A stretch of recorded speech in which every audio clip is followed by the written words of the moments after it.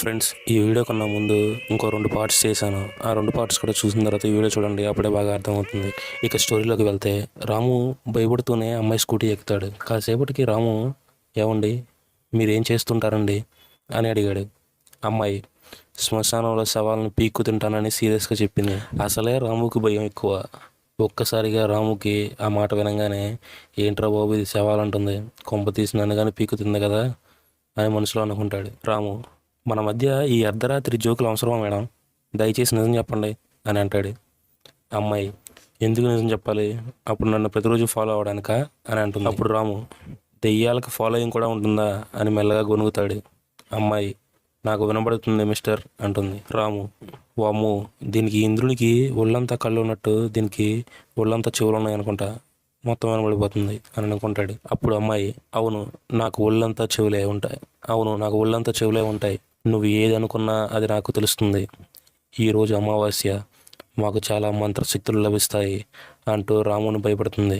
అప్పుడు రాము, అమ్మో శక్తులా, ఏంటి దేవుడా నన్ను ఇలా ఇరికిచ్చావు అని తనలో తానే అనుకుంటాడు. అప్పుడు మళ్ళీ అమ్మాయి, ఈ రోజు నుంచి నిన్ను నా నుండి ఎవ్వరూ కాపాడలేరు, ఆ దేవుడు సైతం ఒక్క నేను తప్ప అని అంటుంది.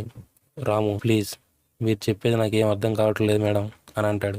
అప్పుడు అమ్మాయి, సరే అయితే విను, నేను మీ ఆఫీస్ నుండి 10 కిలోమీటర్ల తర్వాత ఉన్న ఆరిజిన్ ఆర్గనైజేషన్లో పనిచేస్తాను. మాది కూడా మీ సిటీయే, గాంధీనగర్ కాలనీలోనే ఉంటాం. కానీ నువ్వు ఎక్కడా కనపడలేదు నిన్ను తిందామంటే. రాము, వామ్మో తినడం ఏంట్రా బాబు, వామ్మో దీని మాటలు ఏంటంటే ఇది నిజమే అనిపిస్తుంది, తినడం ఏంట్రా బాబు, నేనేమో చికెనా మటనా, అర్జెంట్ ఎలాగోలా తప్పించుకోవాలని అనుకుంటాడు. అమ్మాయి అప్పుడు అన్నీ చెప్పిన తర్వాత, హే అడిగేది నిన్నే, మాట్లాడవేంటి, అట్లా సైలెంట్గా ఉంటావేంటి అని అంటుంది. రాము తలబడుతూ, చెప్పండి మేడం అంటాడు. అమ్మాయి, నీ గ్రాడ్యుయేషన్ ఏంటి? రాము, నేను న్యూఢిల్లీలో MBA చేశాను మేడం అంటాడు. అప్పుడు అమ్మాయి, ఓ అదే సంగతి, ఓకే.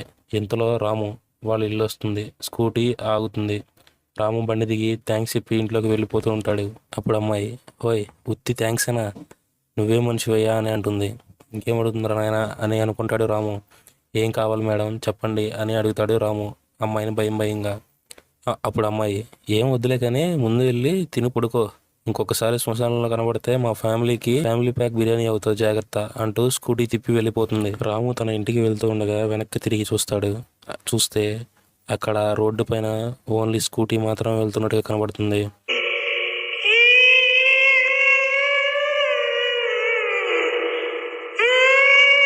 అమ్మాయి కనిపించదు. అప్పటికి అర్థమవుతుంది రాముకి తన దింపడానికి వచ్చింది దెయ్యమేనని. వెనక్కి తిరిగి చూడకుండా ఇంట్లోకి వెళ్ళిపోతాడు రాము. మీకు ఈ స్టోరీ నచ్చినట్లయితే ఒక లైక్ చేసి షేర్ చేయండి. నేను తర్వాత పెట్టబోయే స్టోరీస్ని మీరు మిస్ అవ్వకుండా చూడాలంటే మన ఛానల్ని సబ్స్క్రైబ్ చేసుకుని పక్కనున్న బెల్ ఐకాన్ని యాక్టివేట్ చేసుకోండి. దానివల్ల నేను వీడియో పెట్టిన వెంటనే మీకు నోటిఫికేషన్